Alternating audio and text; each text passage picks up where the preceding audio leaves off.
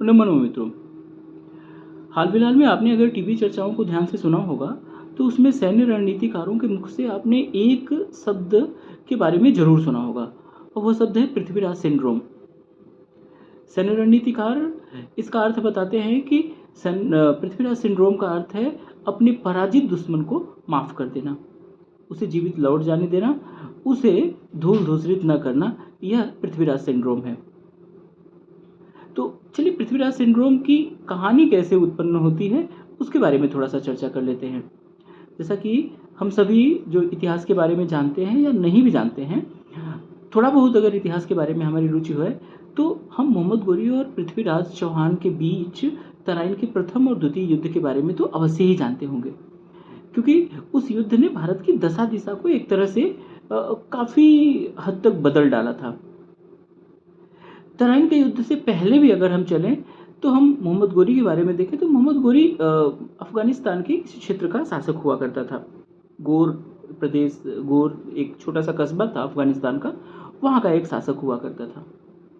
वहाँ से वो भारत की तरफ रुख करता है और 1175 से लेकर 1205 के बीच में वह भारत के कई शहरों पर आक्रमण करता है और आजकल के जो पाकिस्तान का इलाका है उसमें और पाकिस्तानी पंजाब के इलाके, मुल्तान के इलाके, इन इलाकों पर वो अपने साम्राज्य की स्थापना करता है और वहाँ पे काफ़ी बड़ी क्षेत्र को वो विजिट भी कर लेता है।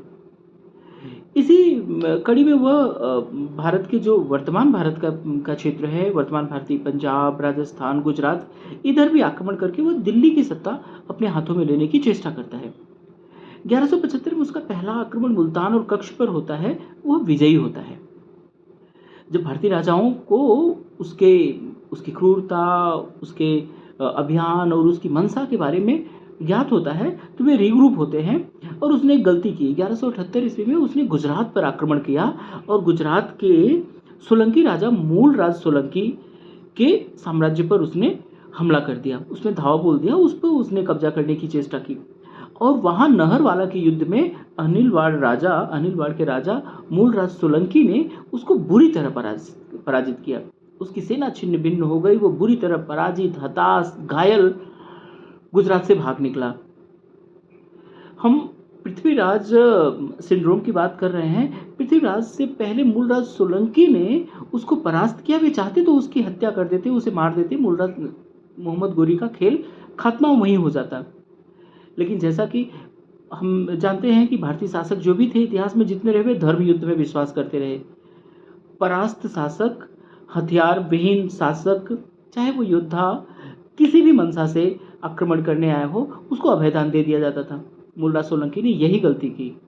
वे धर्म युद्ध लड़ने चले थे एक अधार्मिक से, उन्होंने उसको अभयदान दिया और उसे जान दिया।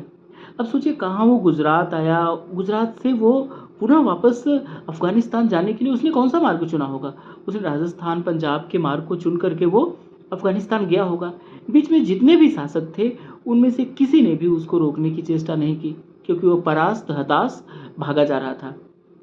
सब बस उसे एक पराजित राजा के रूप में देख रहे थे। वो ये नहीं जान रहे थे, उसकी मंशा को नहीं भांप पा रहे थे कि वो कौन है और किस मंशा से यहाँ आया है और क्या उत्पात मचाने आया है। इससे शायद वो और बलवती हो गया होगा और बलवान हो गया होगा, सॉरी, और वो पुनः एक बार भारत पर आक्रमण करता है। इस बार वह पृथ्वीराज चौहान से भिड़ जाता है। तराइन का प्रथम युद्ध होता है। तराइन के प्रथम युद्ध में पृथ्वीराज चौहान ने उसे मूलराज सोलंकी से भी ज्यादा बुरी तरह से परास्त किया। 1191 की एक घटना थी। जिस समय उसे परास्त किया, उसके साथ आने वाला इतिहासकार मिनहाजुल सिराज ने, जो कि आंखों देखे घटना का वर्णन कर रहा था, उसने लिखा है कि सुल्तान ने अपने घोड़े का मुंह घुमाया और भाग चला। घाव की पीड़ा से वह घोड़े पर चढ़ भी ना सका। इस्लामी सेनाओं की पराजय और उनकी अपार क्षति हुई। सुल्तान घोड़े से गिरा जा रहा था।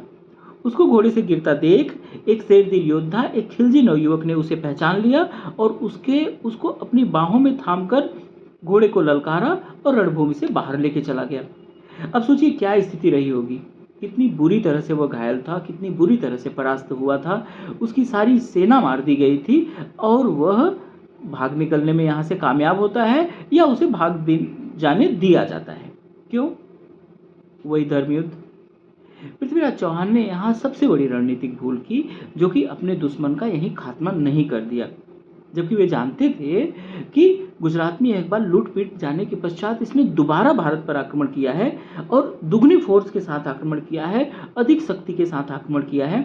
उसकी मंशा ठीक नहीं है, लेकिन फिर भी चूँकि धर्म यह कहता है कि जो योद्धा युद्ध भूमि में परास्त हो जाए, हथियार डाल दे, उसे माफ़ कर देना चाहिए। उसने हथियार डाल दिया, परास्त था, घायल था, हथियार विहीन था, उसे जाने दिया गया और यह मान कर के कि अब इस बार गया तो फिर दोबारा नहीं आएगा। यह पृथ्वीराज चौहान जी की एक भयानक भूल थी, जिसने भारत के इतिहास की दिशा ही बदल दी। वह यहीं से नहीं माना, मोहम्मद गोरी पुनः 1192 में आता है और इस बार तराइन के द्वितीय युद्ध में तराइन का दूसरा युद्ध होता है, जिसमें वह पृथ्वीराज चौहान को परास्त करता है। पृथ्वीराज चौहान घायल हो जाते हैं, शस्त्र विहीन हो जाते हैं, लेकिन मोहम्मद गोरी उनके साथ धर्म युद्ध नहीं करता। मोहम्मद गोरी उनको कब्जे में लेता है और अपने साथ गजनी ले जाता है, जहाँ ले जाकर के उनको भयंकर यातनाएं देता है, उनको उनकी आंखें फोड़ देता है और वहीं पर पृथ्वीराज चौहान की हत्या भी कर देता है। तो इतिहास हमें क्या सबक सिखाता है? इतिहास हमें ये सबक सिखाता है कि दुश्मन को अधमरा नहीं छोड़ना चाहिए, उसे परास्त करो तो समाप्त करो, एक बार में खेला खत्म कर देना चाहिए। यही पृथ्वीराज सिंड्रोम है, जिसके बारे में वर्तमान रणनीतिक विश्लेषक चर्चा कर रहे थे। भारत के इतिहास में ऐसी भूलें हमारे शासकों द्वारा की जाती रही हैं और इससे हमारा इतिहास अटा पड़ा है। कहा गया है ना कि हेगल कहता था कि जो व्यक्ति इतिहास से सीख नहीं लेता वो इतिहास बन जाने को विवश हो जाता है।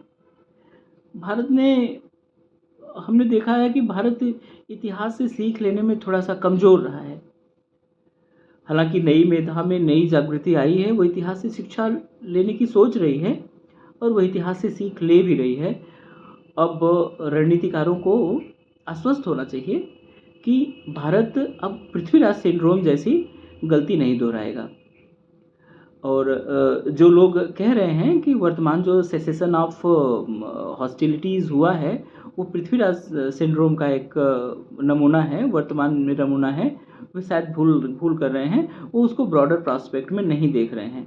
ये पृथ्वीराज सिंड्रोम नहीं है, यह चेतावनी है दुश्मन को कि दोबारा अगर किसी तरह की हिमाकत करोगे, तो इससे भी ज़्यादा दुगनी फ़ोर्स से मार खाओगे और इस बार समाप्त हो जाओगे। धन्यवाद। जय हिंद, जय भारत, वंदे मातरम।